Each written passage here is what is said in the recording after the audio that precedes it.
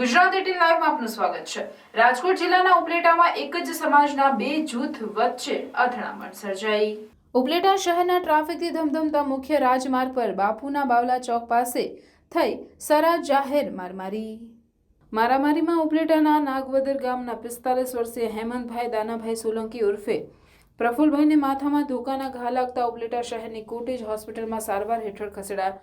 જ્યારે સામા પક્ષે ધોરાજી તાલુકાના છાડવાવદર ગામના અનિલભાઈ ચંદુભાઈ ચૌહાણ તથા તેનો મોટો દીકરો કરણ અનિલભાઈ ચૌહાણને પણ સામાન્ય ઈજાઓ પહોંચી।